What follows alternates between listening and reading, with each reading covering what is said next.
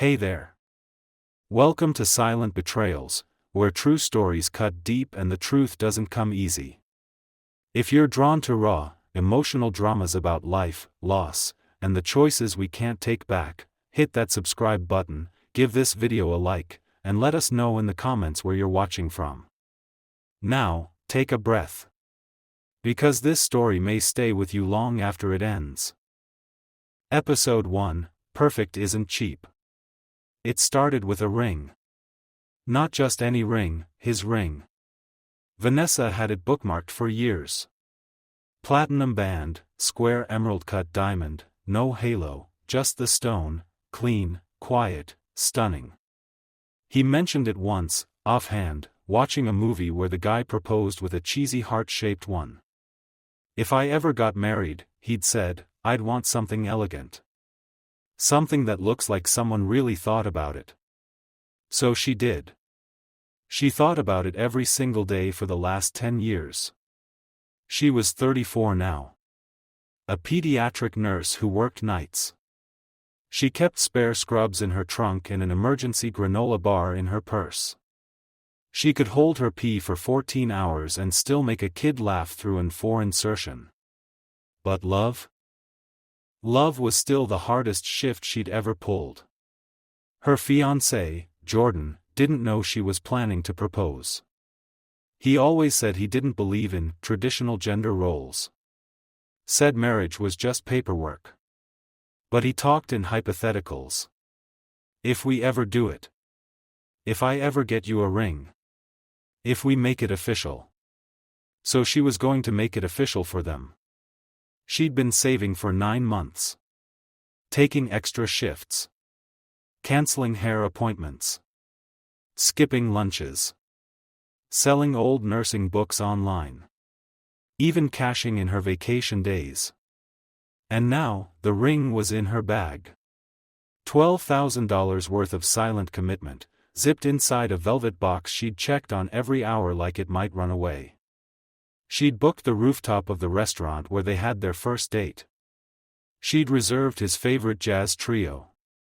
She even printed out their old text messages from the first year, the flirty ones, the drunken ones, the ones where he called her, my miracle. Everything was ready. Except, he wasn't home. She checked her phone for the 5th time. 6:52 p.m. She was standing in their kitchen, still in her scrubs, with sweat pooling under her collar and a bottle of champagne sweating next to her. The ring box was on the counter. Open. Waiting. He was supposed to be back by 6. Instead, he texted, running late. Don't wait for me. No, sorry. No emoji. No, love you. Just, don't wait. She stared at the screen for a long time, thumb hovering over the keyboard. She could say, big night planned, please come home. Or, I have something for you. Instead, she locked the screen and picked up the ring box. She stared at it like it might apologize. It didn't. 2 hours later, Vanessa was driving through midtown traffic with the ring still in her coat pocket. Her stomach ached, part hunger, part dread. She turned onto their street, parked, and trudged up the stairs to their apartment, arms heavy. Inside, it was dark. Quiet. But his keys were on the counter. She called out, Jordan? No answer. She walked into the bedroom. Empty. His laptop sat open on the desk. Normally, she wouldn't snoop. But something about tonight, the silence, the sudden change, the text, pulled at her. The screen was on the AirDrop history page. She tilted her head. There it was. Jordan's iPhone MacBook 4 files, transferred just an hour ago. She clicked the most recent one. A blurry photo loaded. Low light. A mirror. A woman's arm holding up a hand, fingers splayed, with a ring that looked very familiar. Vanessa's heart stopped. She zoomed in. It was the ring. Her ring. The exact design. The exact cut. The same platinum band. But the hand? It wasn't hers. The next photo loaded automatically. It was clearer. Better lighting. The ring again. Same hand. Different angle. Now, Vanessa could see the background. The dresser. The wall mirror. And the reflection in the mirror, her fiancé. Shirtless. Smiling. Behind him? A woman. Blonde. Younger. Holding his waist. And just to the left of the frame, half out of view, was something unmistakable, a navy blue silk robe. Her sisters. Vanessa didn't scream. Didn't cry. She just stood there. Frozen. Airtight in her chest. Head light. She closed the laptop. Sat on the edge of the bed. And pulled out the ring box. The diamond caught the low hallway light. It didn't sparkle. It just stared back at her, cold, precise, expensive. She gripped it in her palm until her knuckles went white. Then, with a shaky breath, she whispered, "I bought this ring for the man I loved. But someone else already got to him first. And she was family." Episode 2, The Hidden Album. Vanessa didn't sleep. She couldn't. She lay on the couch in scrubs she hadn't changed, staring at the ceiling fan as it clicked every time it rotated, a soft, rhythmic betrayal of silence. Jordan hadn't come home. No explanation. No apology. The ring was still in her pocket. She couldn't bring herself to throw it away. Not yet. Her phone buzzed. Brunch tomorrow? Bree. Her little sister. Her best friend since they were in matching footy pajamas. The one who used to write her letters when she was away at college. The one she covered for when she snuck out as a teen. The one who sobbed on her shoulder when her first boyfriend ghosted her. Now, the same one who stood barefoot in Vanessa's hallway last week, drinking her wine, laughing like nothing in the world could touch them. Vanessa stared at the message. She typed, "Sure. 11?" Then tossed the phone across the couch. The next morning, Bree showed up 15 minutes early. She smelled like her signature vanilla body spray. Hair perfectly curled. Lip gloss too shiny for 11 a.m. She was glowing. Vanessa opened the door, one hand gripping her coffee like a weapon. "You look like hell," Bree laughed, leaning in for a hug. Vanessa didn't move. Just said, "Rough night shift." Bree dropped her purse on the counter, like she always did. "Oof. You still doing those back-to-backs?" "Yep." Vanessa noticed her sister's phone light up. It buzzed once, face down. Vanessa tilted her head slightly, just enough to see the lock screen. Jordan, one heart. One name. She blinked. The buzz stopped. Bree didn't notice. She was pouring mimosas. "Big plans this weekend?" Vanessa asked casually. Bree paused, smiled without teeth. "Might be seeing someone." "Oh? Yeah. It's new." Vanessa sipped her coffee. "Anyone I know?" Bree didn't flinch. "Doubt it." The lie came out so smooth Vanessa almost choked on the silence that followed. Later that afternoon, after Bree left, Vanessa went to collect the glasses. Her sister's phone was still on the table. Unlocked. Open to photos. It must have opened with Face ID before Bree walked away. Vanessa's hand hovered. She hesitated. But not for long. She picked it up. Scrolled left. Just once. There they were. The same photos from Jordan's laptop. The ring. The mirror. The robe. But now, she saw more. A video. She clicked. It was short, only 15 seconds. Bree giggling. Jordan behind her, kissing her neck. She held up her hand to the camera, showing off the ring. Her ring. Vanessa's stomach twisted. The room spun. She exited the photo app, opened the camera roll. Her hands were ice. And there it was. A hidden album. Private, it required a passcode. She guessed Bree's old phone PIN, 0717, her birthday. It unlocked. Inside? Photos dating back 7 months. Hotel rooms. Selfies. Voice memos. Love notes. One message said, "She still has no clue. I promise we'll be free soon." Vanessa couldn't breathe. She didn't cry. She didn't scream.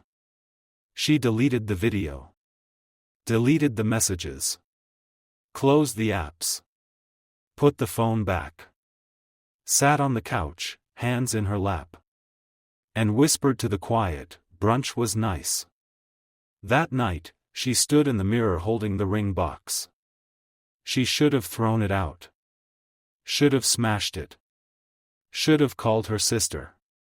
Called him. Burned everything down. But instead, she made a plan. The next morning, Vanessa texted Bree, "I think I might propose to Jordan soon." Bree replied instantly, "OMG, that's amazing. He'll say yes. He loves you." 3 dots blinked. Then, "You deserve that kind of love." Vanessa stared at the message for a long time. Then replied, "So do you." Episode 3, How She Smiles brunch again. 3 days later. Vanessa wore the same lavender blouse Bree once borrowed and never returned. She made French toast and squeezed orange juice. Everything was perfect. Bree showed up late.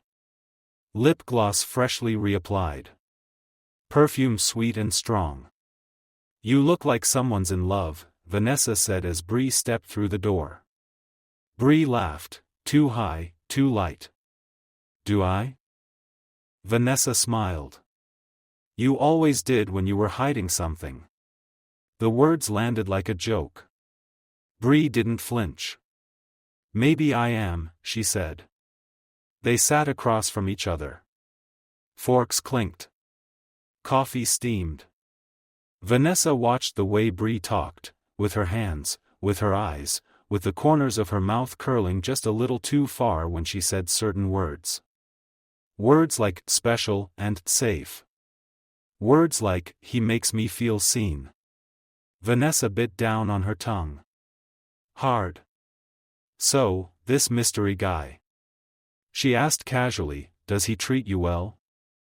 Bree shrugged. "Better than anyone ever has."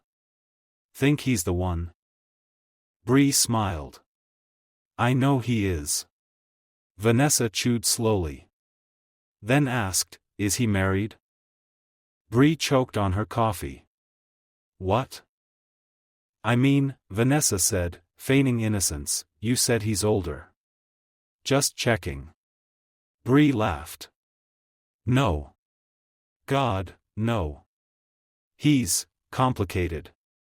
But not taken." Vanessa nodded. "Good. I'd hate for anyone to get hurt." After brunch, Bree left her scarf behind, again.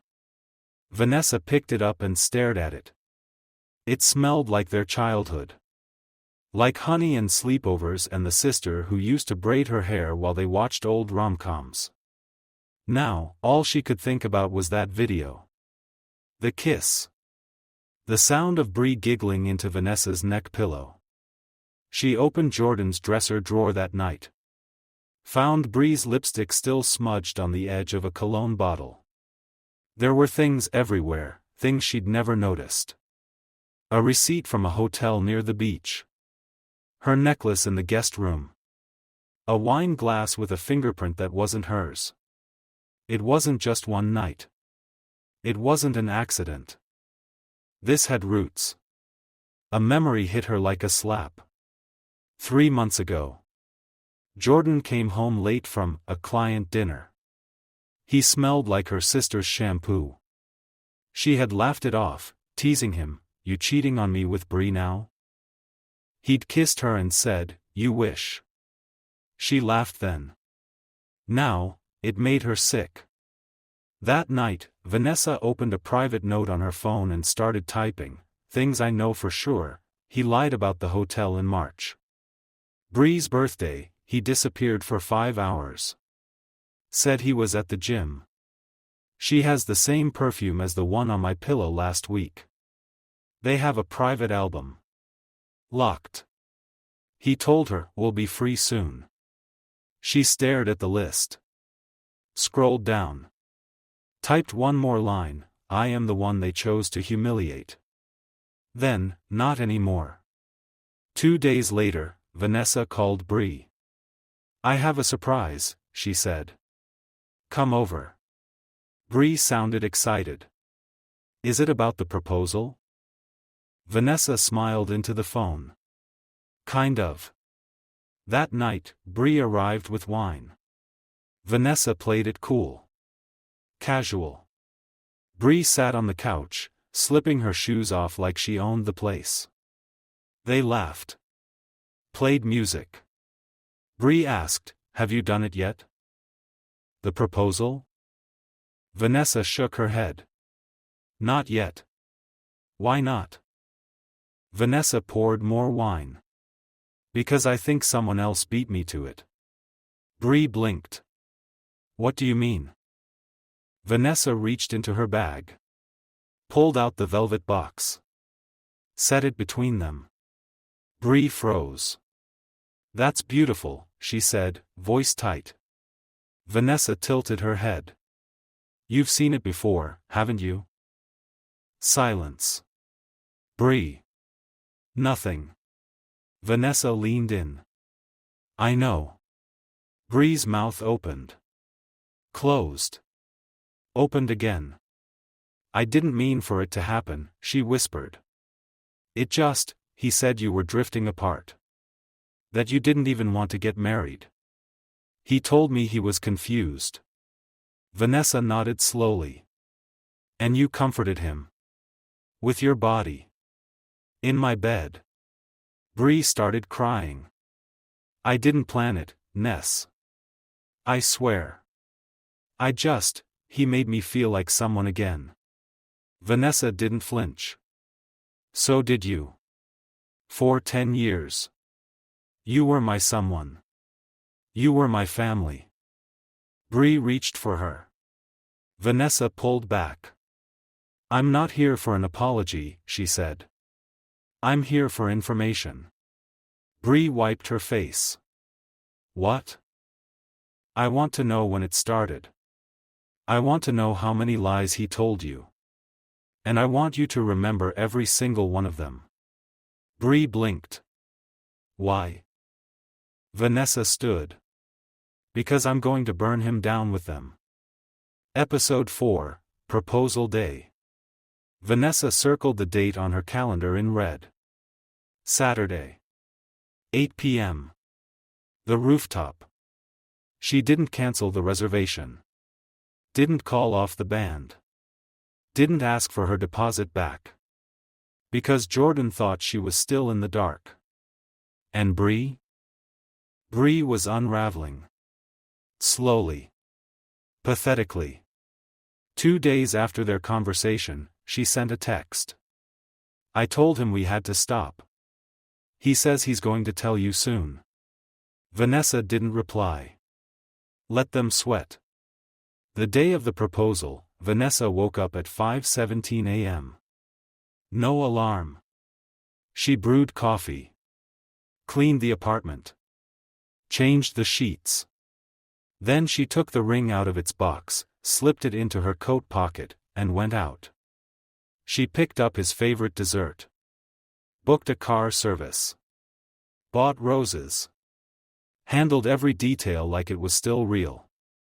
At 2 p.m., Jordan texted, "Dinner still on?" Vanessa replied, "Tonight's important. Don't be late." He sent back a thumbs-up emoji. She stared at it like it was poison. By 5:30, she was dressed. Long black coat. Minimal makeup. The same earrings she wore on their first date. He still wasn't home. At 6:15, she called. No answer. At 6:27, a text came through, "Not feeling great. Might have to skip. Can we do tomorrow?" Vanessa didn't reply. She waited 10 seconds. Then opened the Find My app on her phone. She hadn't checked it in weeks. But they'd never turned off location sharing. Jordan was 3.6 miles away. Midtown. In a building she recognized. A condo Bree used to rent. Vanessa drove. No music. No calls. Just silence. She pulled up across the street. Parked. Waited. At exactly 7:04, the building's side door opened. Jordan stepped out. Hair messy. Dressed in jeans and a hoodie, not the crisp button-down he wore on real dates. Behind him? Bree. Wearing a white robe. She kissed his cheek. Held his hand. Vanessa didn't move. She didn't even blink. She took out her phone. Snapped a photo. Then another. Jordan laughed at something Bree said. Vanessa stared. Then whispered, "Smile while you can." Back home, she beat him there by minutes. She tossed her coat over the chair, kicked off her shoes, and sat at the table, the ring still in her pocket. He walked in with fake exhaustion in his voice. "Hey babe, sorry. I just feel like crap today." She smiled. "Rough day?" He nodded. "Yeah. I think it's food poisoning. Something from lunch didn't sit right." She stood. Walked toward him. Put her hands gently on his chest. "I was going to propose tonight," she said. His eyes widened. "What?" "I had the rooftop booked. Flowers. Music. Everything." He swallowed hard. "Vanessa, She pulled the ring out and held it between them. "This was going to be yours." His lips parted. "You don't have to do this. I love you." She smiled. "I know." She handed him the box. "I want you to have it." Then she turned and walked to the bedroom. Jordan stood there. Frozen. Then, slowly, he opened the box. Inside, tucked behind the ring, was a photo printout. Him. Bree. Kissing outside the condo. Time-stamped. Location tagged. He stared at it like it was on fire. From the bedroom, Vanessa called out, "Beautiful night for a rooftop view, don't you think?" Episode 5, Everything I Gave. Vanessa didn't cry. She didn't scream or throw anything or beg for an explanation. She just sat on the bed, brushing her hair like she used to before dates, while Jordan stood in the hallway holding a ring meant for him and a photo he couldn't deny. She heard him move, slow steps, nervous pacing, then his voice, "Can we talk?" She didn't look up. "We're talking. I don't know how to explain, you don't have to. I know what I saw." He came to the doorway, his face tight with panic. "I love you," he said. She smiled at her reflection in the mirror. "No, you don't. You love getting away with things." That night, Vanessa didn't sleep again. Instead, she sat at the kitchen table with a yellow legal pad and wrote down every sacrifice she'd made. The extra shifts, the student loans she didn't pay off, the proposal plans, the ring, the miscarriage, she stopped on that one. It hadn't been a big thing. At least, not to anyone else. She hadn't even told Jordan. It was early, maybe 6 weeks. She didn't want to ruin the proposal night. She figured she'd tell him after. Then the affair. Then the photos. Now, it just sat there. Another secret. Another piece of her he'd never earned. She replayed everything. Every weird phone call. Every late meeting. Every time Bree avoided eye contact when Jordan was around. Vanessa felt stupid. Like she'd ridden herself into her own downfall. She'd made him her world. And now that world was rotting from the inside out. The next morning, Jordan tried to play normal. He made coffee. Toasted a bagel. Acted like the night before hadn't shattered everything. Vanessa played along. Big plans today? She asked. He glanced up. Hesitated. Work. She nodded. Tell Bree I said hi. He froze. She stared him down. Calm. Steady. He grabbed his keys without another word. Over the next week, she let him think he still had a chance. He texted her things like, "I'll end it." "You mean more. We can fix this." She hearted none of them. But she didn't reply, either. She needed time. She needed leverage. She needed to gut them both the way they gutted her, slowly, precisely, without flinching. She opened a new email account. Fake name. Created burner social accounts with stolen selfies from old college roommates. She used them to follow Bree's Instagram. Bree had gone private recently, probably nervous. But she still accepted the request. Stupid. Vanessa started commenting, "Gorgeous couple, love wins." "He's lucky to have you," Bree replied once, "Thanks LOL." Vanessa screenshotted it. Saved everything. She started collecting receipts. Hotel bookings. Timestamps. Parking meter logs from Jordan's wallet. It wasn't just pettiness. It was evidence. She was building a case. Not for court, for public execution. Then she did something even worse. She started replying to Jordan again. Just enough to keep him warm. "Maybe we do need to talk. I just don't know anymore. You hurt me so badly." He took the bait like a child. Every message he sent got more desperate. More pleading. He stopped seeing Bree for 2 days. Vanessa knew because Bree posted a cryptic story, black screen, sad song, no caption. Vanessa saved that too. Then one night, Vanessa sprayed her old perfume on a scarf and draped it in Bree's car. She waited. And sure enough, the next morning, Bree texted her in a panic, "Hey, can we talk? I think he's cheating on me too." Vanessa replied one word, "Oh." That same day, Jordan came home with flowers. Cheap ones. Gas station bouquet.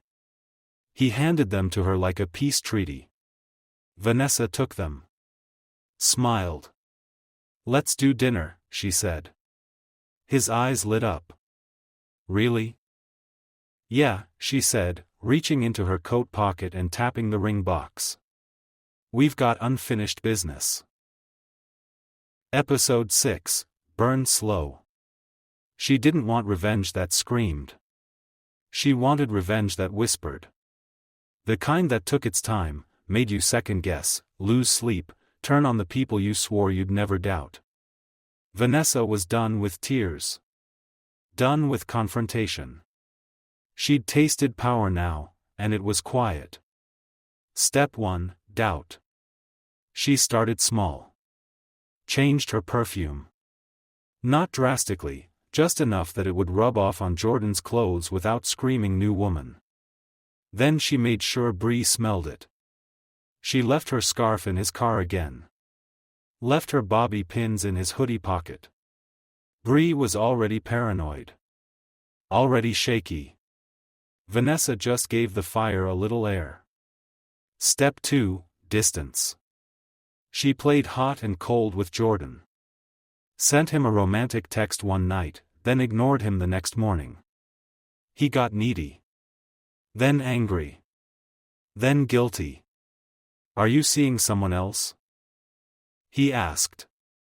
She smiled. "Why? Would that bother you?" He didn't answer. She didn't care. Step 3, influence. Vanessa met up with a mutual friend, Jess. Jess was chatty. Always had been. They had coffee. Talked work, life, nothing important. Then Vanessa dropped it, "I think Bree's seeing someone married." Jess's eyebrows shot up. "Who?" Vanessa shrugged. "She won't say. But she's glowing. And paranoid." Jess sipped her latte and grinned. Oh, the tea. That was all it took. Jess would do the rest.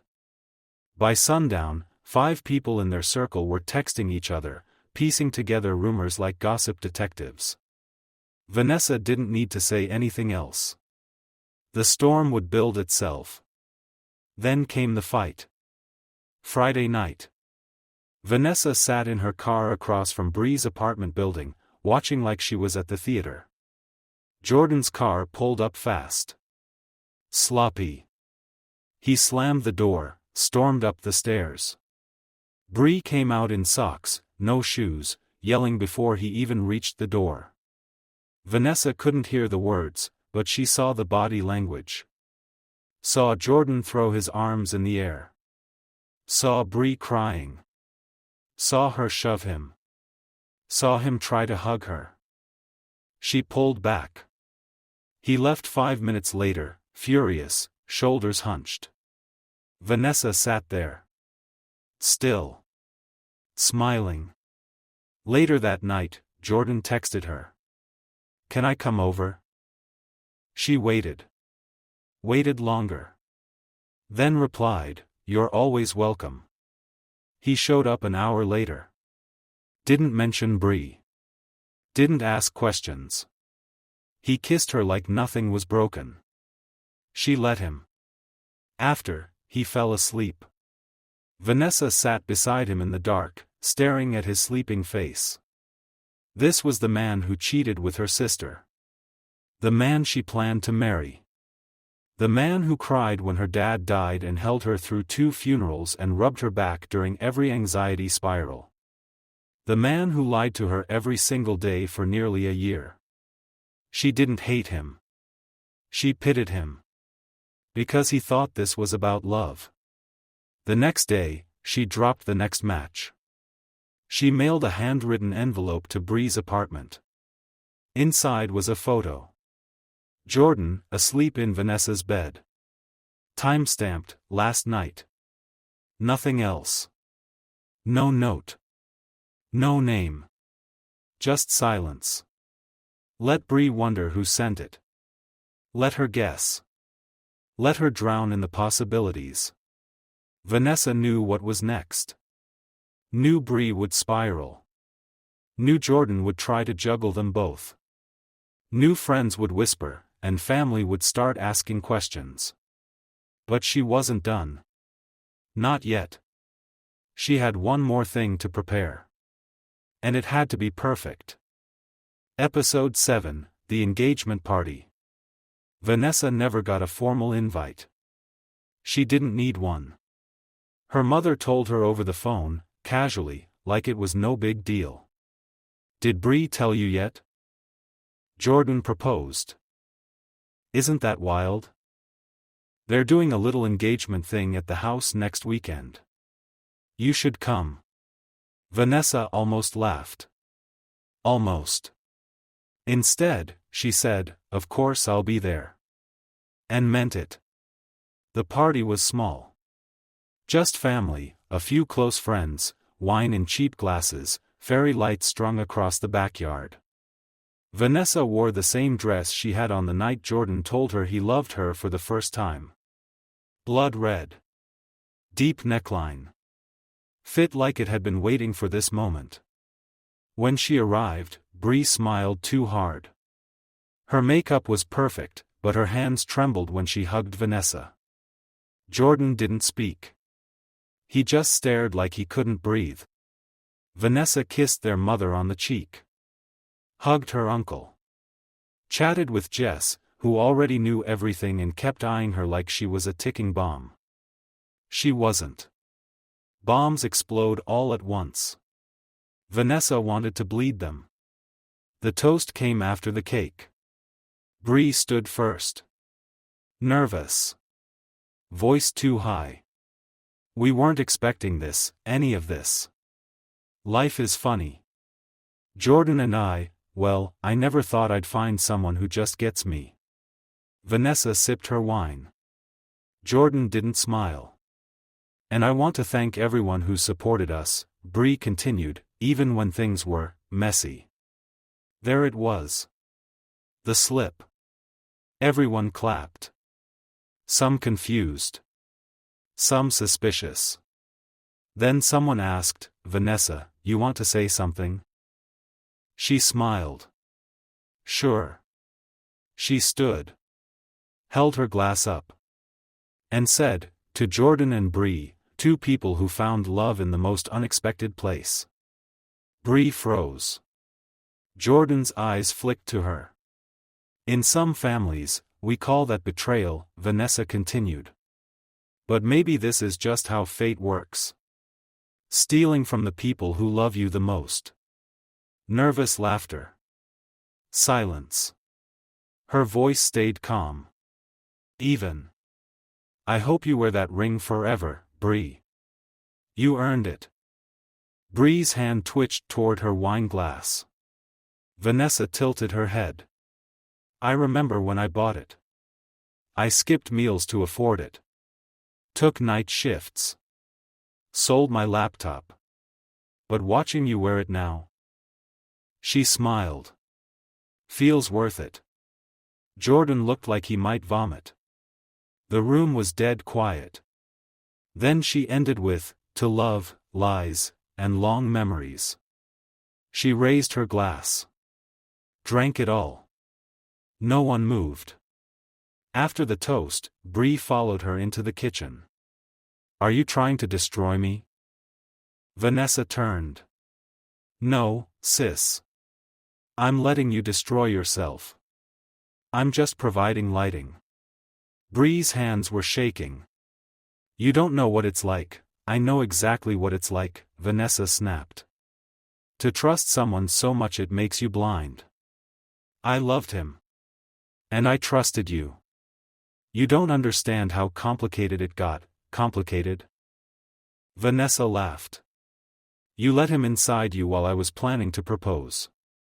Bree's eyes filled with tears. I was pregnant, Vanessa said. Bree stopped breathing. What?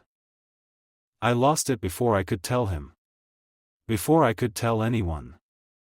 I thought it was stress. Turns out, it was betrayal. Bree's mouth opened. Closed. Nothing came out. Vanessa leaned in. I'm not here to ruin your party, she whispered. I'm here to remember every second of it. She walked out. In the backyard, guests were murmuring. Jordan was gone. Vanessa didn't care. She got in her car, pulled out her phone, and opened the digital photo album she'd made. The toast? Recorded. Clear audio. Wide angle. Every expression caught. She uploaded it. Set the privacy to anyone with the link. Saved it in a folder called Truth Hurts. Then she drove away. Smiling. Episode 8, Her Turn. 2 days after the party, Vanessa texted Bree, "Can we meet?" No threats. No sarcasm. Just calm. Bree took the bait. They met at a small cafe halfway between their apartments. Quiet. Tucked behind a florist. The kind of place where people whispered even when they didn't need to. Vanessa arrived first. She sat with her back to the wall, facing the door. Controlled. Ready. Bree walked in looking like hell, sunglasses, wrinkled hoodie, hair pulled into a loose bun that screamed I haven't slept. She sat down across from Vanessa without saying a word. Vanessa pushed a small black gift box across the table. What is this? Bree asked. An engagement gift. Bree flinched. Vanessa smiled. Don't worry. It's not a bomb. She waited while Bree opened it. Inside, the same velvet ring box. And beside it, a small USB stick. Bree stared at it like it might bite her. What's on this? Vanessa sipped her tea. Memories. That night, Bree texted her at 1:13 a.m., "You're sick." Vanessa replied instantly, "No. I'm awake." The USB held everything. The videos Bree thought were deleted photos from Jordan's laptop, screenshots of texts, location tags, voice recordings from their late-night calls. Vanessa recovered from synced iCloud backups. Jordan, whispering, "I love you," while Bree laughed in the background. It was curated. Cropped. Arranged. A digital museum of betrayal. And right at the end, one final file, a scanned image of a pregnancy test. Positive. Date, 8 months ago. Underneath it, a note, "You didn't just take my man. You took my child's father." Jordan called the next day. Blocked number. Vanessa answered. "You gave her the footage?" "Yes." Silence. "She's not speaking to me. She'll get over it. She said I ruined her." "You did." "I didn't know about the pregnancy." "You don't know a lot of things." He paused. Then, voice barely above a whisper, "Do you hate me?" Vanessa closed her eyes. "No," he exhaled. "I'm past hate," she said. "I'm at peace." Click. 3 days later, Bree showed up at Vanessa's door. No makeup. No dramatics. Just broken. Vanessa opened the door, stepped aside. They sat at the kitchen table. Bree stared at her hands. "I ended it," she said. "For real this time." Vanessa nodded. "I'm sorry," Bree whispered. "I know. I wish I could take it back." "You can't." They sat in silence. Then Bree asked, "Why did you keep the pregnancy a secret?" Vanessa looked her dead in the eye. "Because not everything I lose needs to be shared." As Bree got up to leave, Vanessa said, "One more thing." Bree turned. "You're not the villain," Vanessa said. "But you're not the victim either." Then she closed the door behind her. Episode 9, The Gift. The wedding was small. Classy. Tasteful. An outdoor ceremony at a vineyard. Bree had once called basic when Vanessa mentioned it for her own dream wedding. Now here she was, draped in white, walking barefoot across perfectly manicured grass, smiling like she didn't shatter someone else to get here. Vanessa wasn't invited. But she showed up anyway. Not loud. Not dramatic. She wore black. Hair up. No makeup. Just eyes that had already seen the ending. People noticed her immediately. Some whispered. Some stared. One of Jordan's aunts nodded at her like she was a ghost. She didn't care. She wasn't there to be seen. She was there to be remembered. She waited until the vows. Waited until Jordan looked into Bree's eyes and said the words, I've made mistakes. But this is the beginning I never thought I deserved." Vanessa almost laughed. Almost. But she stayed still. Calm. Then, during the reception, as they played soft jazz and passed champagne flutes and everyone pretended none of them had blood on their hands, she walked up to their table. Bree's hand froze on her wine glass. Jordan's smile snapped in half. "Congratulations," Vanessa said. Bree stood up, trembling. "Vanessa, don't, I won't take long." She reached into her bag and pulled out a wrapped gift. Small. Silver paper. Black ribbon. She set it gently on the table between them. "A wedding gift," she said. Then turned and walked away.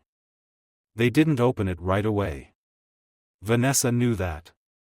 She walked slowly to her car, heels crunching over gravel, heart steady. When she got in, she didn't drive. She just waited. 3 minutes. Then her phone buzzed. Unknown number. A video call. She answered. It was Bree. Sobbing. "I can't believe you, what the hell is wrong with you?" Vanessa tilted her head. What part hurt the most? Jordan's voice came through the background, frantic, angry. "Is this real? You kept this? You filmed us?" Vanessa stayed calm. "I curated you," she said. Thoughtfully. Lovingly. "Are you insane?" Bree shouted. "No. Just thorough."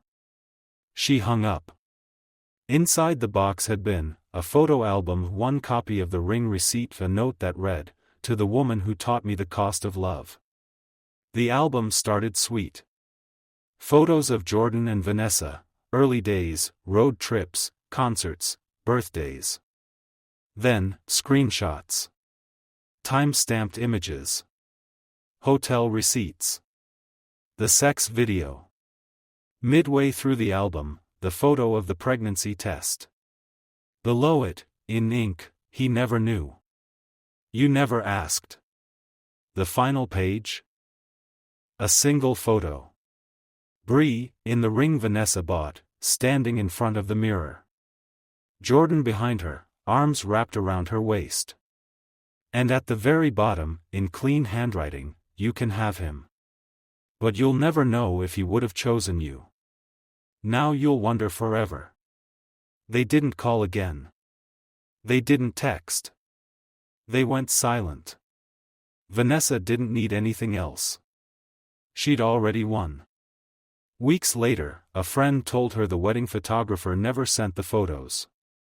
Apparently, he backed out after receiving an anonymous email, full of screenshots and documents, warning him about unpaid services and pending lawsuits. Vanessa smiled. She never filed anything. Never planned to.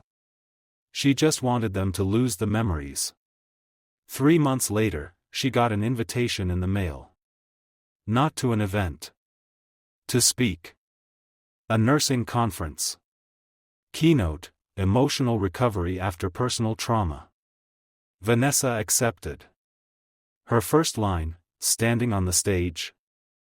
"Sometimes, betrayal doesn't destroy you. It clears the room." Final scene, Vanessa sits at a bench overlooking the city skyline. No phone. No ring. No more plans. Just quiet. She takes a breath. Closes her eyes. A child runs past. A couple laughs behind her. Life keeps going. She doesn't smile. She doesn't cry. She just exists. And that's enough. What did this story make you feel? We'd love to hear your thoughts in the comments.